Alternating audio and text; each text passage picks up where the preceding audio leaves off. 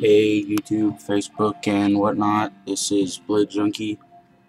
I recently posted a video of 3 bodies that I painted and detailed recently. And I was editing and inserting annotations in the first video for it, or the second, I guess, that I posted, which was kind of my review of the car itself, and I was telling you about everything that I keep with it and where I store it and stuff. So I guess I felt like maybe I should show that to you. And so I guess I've kind of got it opened up a little. And the other thing, last time you saw this body, it was just black, and I put some silver stripes on it, and the stripes actually came from the Viper GTSR. And this is just, it's very easy to add stuff like this to it. So, pretty cool. Obviously, the inside looks about the same, but that's nothing special. The thing that you will see that's kind of obvious and severe is this front part here, and how it's wearing to become clear. And I don't know really how well you can see that, but that it's got that kind of silver tone to it, and that's actually clear, not silver or gray or whatever you're seeing. That's actually stuff that's getting worn off, because this body that came with the vehicle was actually not painted from the inside, it's painted from the outside. So it's only metallic on the inside. It is a more of matte colored black on the outside, because it was painted in the reverse form, and it was just a very smooth paint job, most likely done by some sort of machine, I imagine. Anyway, that's that. So this is just the box that it came in, and this is mine, which is the older one, not the new one. I don't have a new one. Yeah, I guess I will move around here and kind of attempt to show you how I keep stuff in the box. And sorry for the constant moving here. Just kind of doing this to show you all the tools that I keep with it and stuff like that. So I guess let me open the box up here. So as you can see, first of all, there's a big roll of masking tape here. I've talked about this in other videos about how I use it for masking straight lines, and it works really well for stuff like that. That's the reason that I keep that in there. And I have this here is a replacement belt for the front, from the drive to the front wheels. So yeah, that's what that is. And I actually have 2 of these, and here's the other one. And I'm actually planning to return this one, because I still have it. I had this one mailed in via Amazon.com, or whatever it is. I don't know if it's Amazon.com. I just know it's Amazon, because usually the preceding codec is a little different. So I don't know exactly. You just Google Amazon, it'll always come up with the thing you're looking for. And as you can see, I've got some various spoilers in there. That's just where I keep my replacements. This is the pre-made black plastic one that comes with the spoiler kit, which I've mentioned. This is the original spoiler that I was using on the Saline S7R. I decided to go with something a little bit bigger because this didn't have enough downforce. So I keep it just in case I ever decide to put it back on there just for looks. You can see the cut's a little crooked. That's just because at the time I was in a rush and I didn't really have time to straighten it out, so I just haven't bothered doing that since I ended up taking it off anyway. And this is the other one that I have, and it's also it also came with the Saline S7R, and both of them have the holes drilled in them because I did try to put both of them on. This one had slightly higher downforce, but it still wasn't high enough, so I still keep it just in case I ever decide that I like the look of it. Now, to be completely honest with you, I'm not really sure what this is, so yeah, I think this is for if you want to power the ESC and receiver and whatnot separately, then you'd plug this in, but I honestly, I don't know. I'm pretty sure it has something to do with directly charging the car without having to take the batteries out, and it actually came with the Profit Sport 2 charger, which I also mentioned in an older video. So I keep some servo tape in here just because servo tape is really useful. It comes in pretty much any car you buy, as in, you know, the car or the body. If you buy a body, it'll often come with servo tape to attach a spoiler. However, the Saline came with bolts and screws that I would be able to use, so that's rather convenient. Go away. Yeah, as I said, I keep some sandpaper in here because it's very useful for, sorry, it's early in the morning, so I'm getting scolded because I might wake up my sister, who is directly beneath this room, I believe. Actually, she's directly beneath the room that is, that direction. The room through that wall, and then down, that would be my sister's room. And this is really close, and there's a vent right by my foot that you can see here. That allows her to hear stuff easily, and she has really sensitive hearing, so sorry for that little interruption from the parent. Yeah, sandpaper just because it helps for smoothing out stuff like really rigid edges like these, you know, and that's why I keep that in there. And this here, I haven't even painted it, but these came with the Saline S7R. These are headlight buckets. You would paint them whatever color you'd want them, black, chrome, you know, whatever. And if you have headlights, then you can put the headlights through there and not have to cut through the front of it and make it look really awkward. But I just didn't use these because I really you know, I don't need headlights often where I drive. There's a lot of light, and drifting, you know, it's usually an indoor kind of thing. So I really never needed to use those. As you will see here, I have Lexan scissors. These have a curved tip. That's just because I didn't really want to buy a straight edge version of them, just because I really didn't need it that bad, but it probably wouldn't be a terrible idea. So, yeah, that's what I keep in there. As well as I showed you, I also keep a bag of spare parts, and I definitely do have a lot of spare parts. I have all the ones that came with the car, and all the extras from packs that I've bought that have like hundreds of little pieces in them. You know, I mean, not literally hundreds, but a lot. And I have the old pinion and spur gear in there, and I can't really show you from here, but it is missing a couple cogs in it, 2 in a row, and so when I was driving the car, it would make this clicking noise. It was really bad.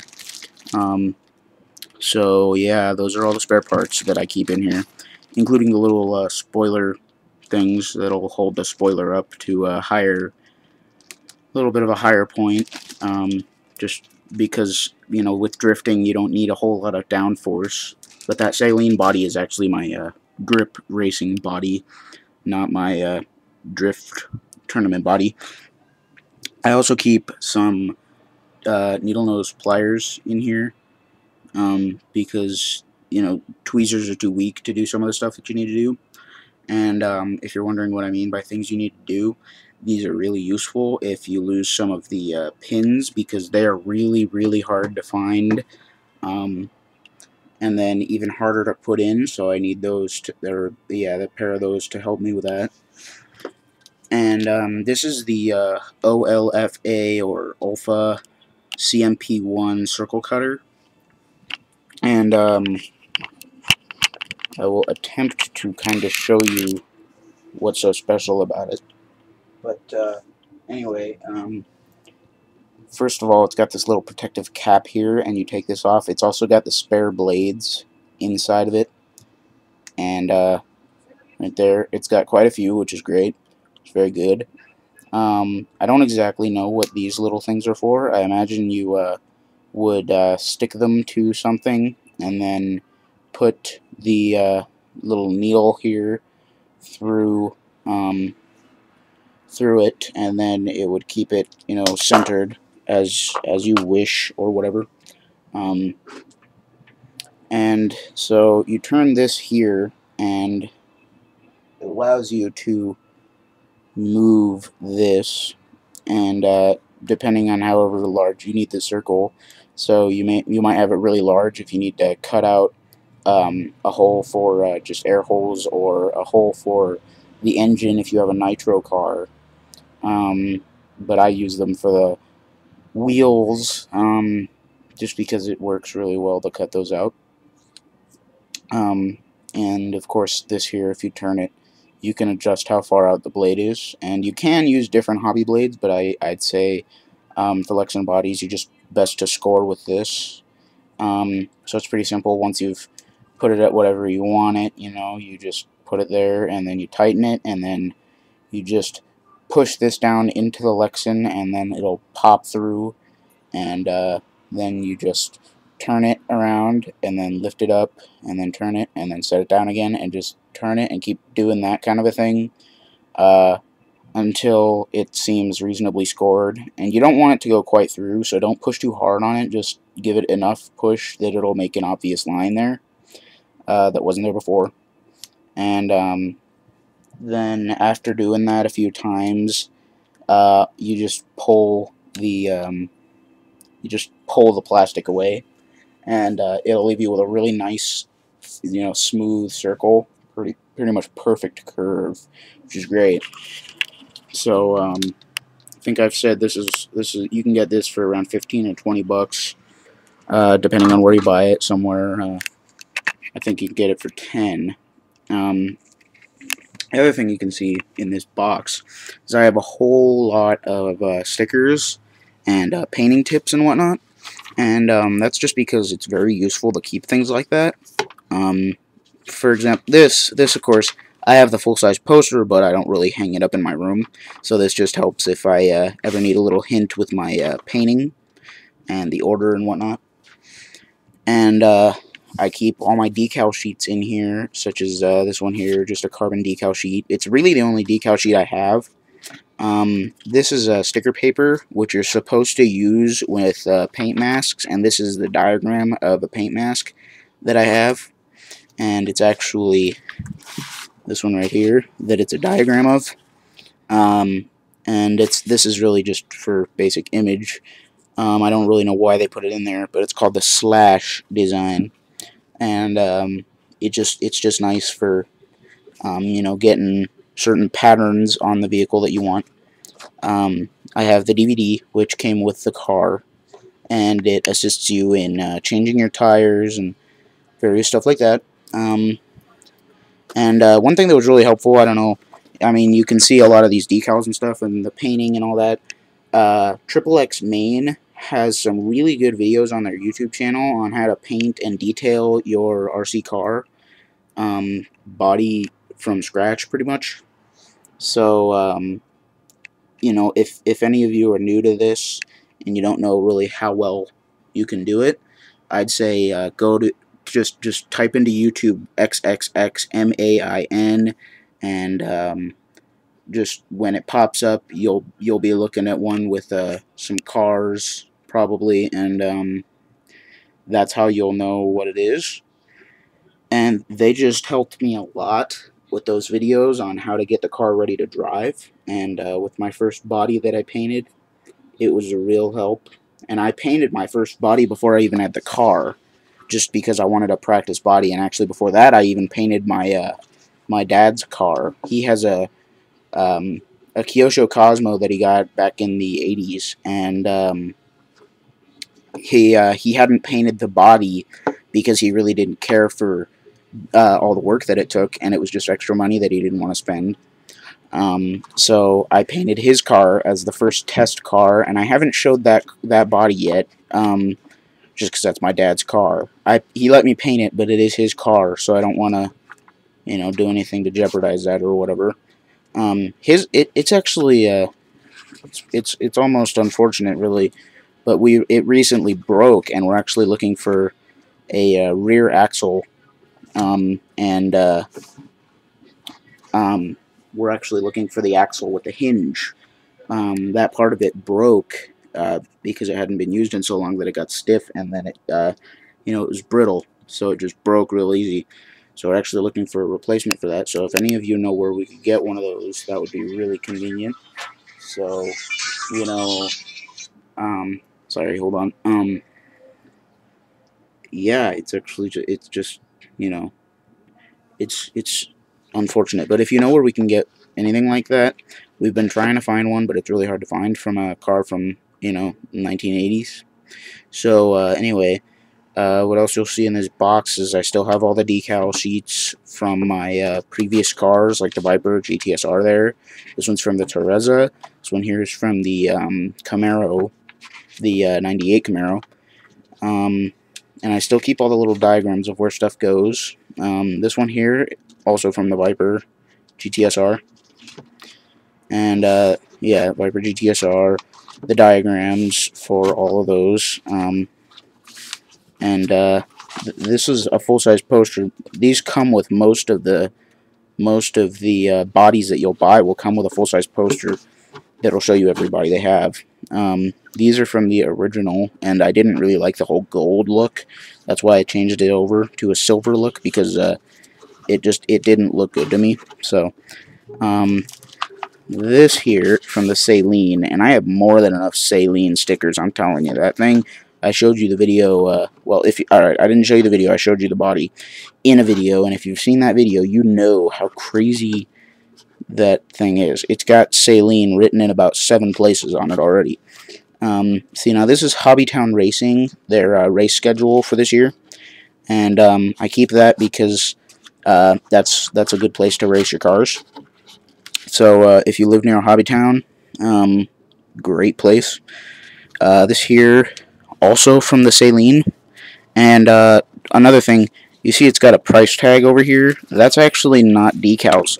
That's actually a sheet of clear Lexan, and this material is really great. And what I used it for is, in the video I said that you can cut out the little spots so that rocks don't get in. And what I did rather than that was I took some of this and I unscrewed some of the parts of the body, and I cut little sheets out of this, and I formed them around that so that rocks can't get into there. And so now, rather than having to spit them out, it just doesn't let them get in.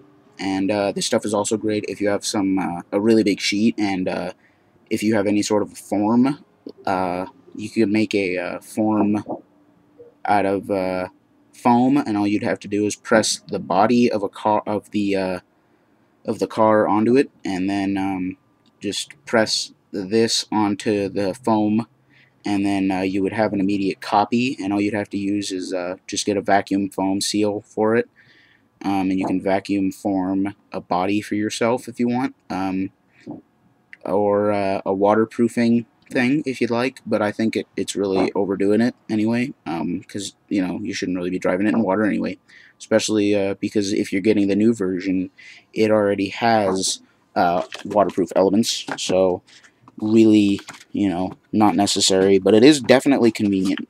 So I would say get some anyway, just because it's great. It's great stuff to use. So I'm gonna start putting this stuff back because that's really all I've got in here. But as you can see, there's a lot of useful stuff that you should probably keep with your car. And I'd say don't get one of those boxes that'll hold the car and everything in it, because I was talking with a guy at the store, and he said that when he was a kid, his RC car got stolen, and he said he hadn't bought any sort of a carrying case for it again, because it's just going to make it easier for someone to take it. So I just bring the box and leave it in the car, just because that's a reasonable place for it. And nobody's going to break into your car for an RC car, I don't imagine. So yeah, I guess that's really all that I have to say about this. But yeah, this is where I keep all of my stuff for my car. So, just some hints for those of you that don't know very well what you want to do with your RC car in the future.